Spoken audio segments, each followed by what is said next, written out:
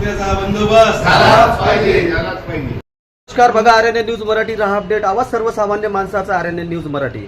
आज आपण उमरखेड नगर परिषद प्रांगणात आलेलो आहे. आज पाहतोय आपण उमरखेड नगर परिषदेचे भाजपाचे काही पदाधिकारी आहेत, राष्ट्रवादीचे आहेत आणि जलील कुरेशी मित्र मंडळ यांचे पण काही पदाधिकारी आहेत. यांनी आज नगर परिषदचे मुख्याधिकारी यांना निवेदन दिलेले आहेत. मागील अनेक दिवसापासून शहरामध्ये श्वानांचा, कुत्र्यांचा, मोकाट कुत्र्यांचा इथं हौदोस वाढला आहे. या निमित्त आज इथे त्यांनी निवेदन देण्यात आलेलं आहे.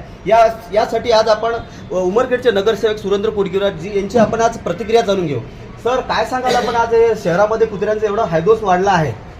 मागील काही दिवसापासून तुम्ही पण पूर्ण पत्रकारितेत बघता, लोकांच्या प्रतिक्रिया बघता, पूर्ण शहरामध्ये गल्लोगल्ली मोकाट कुत्र्यांनी इथल्या नागरिकांना परेशान करून सोडलेलं आहे.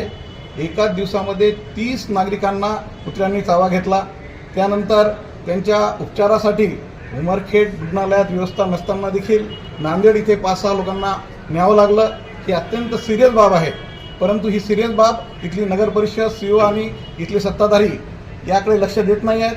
हे आम्ही आज निवेदन दिलं नाही, हे आमच्या पहिले दिलेल्या निवेदनाचं रिमाइंडर देण्यासाठी पुन्हा आम्ही एकदा आलेलो आहोत इथे.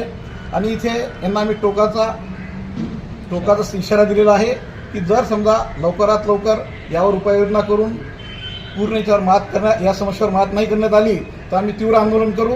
गावातले कुत्रे आणून आम्ही नगर परिषदमध्ये सोडू. शर्ती जरा कमी करा. अशी शर्ती सर्वोच्च न्यायालयाने दिल्यानुसार 1 अट आहे, ती अट कंपल्सरी आहे. सर्वोच्च न्यायालयाने म्हटलं की ॲनिमल वेलफेअर बोर्डाचं त्याला सर्टिफिकेशन असलेली संस्थाच ते काम करू शकते आणि त्याचं सर्टिफिकेशन असलेल्या फारच कमी संस्था आहे. त्याच्यामुळं तिसऱ्यांदा टेंडर आपण त्यामध्ये आपल्याला प्रतिसाद मिळाला नाही. चौथ्यांदा टेंडर केला, एक निविदा आली ती पात्र निविदा असं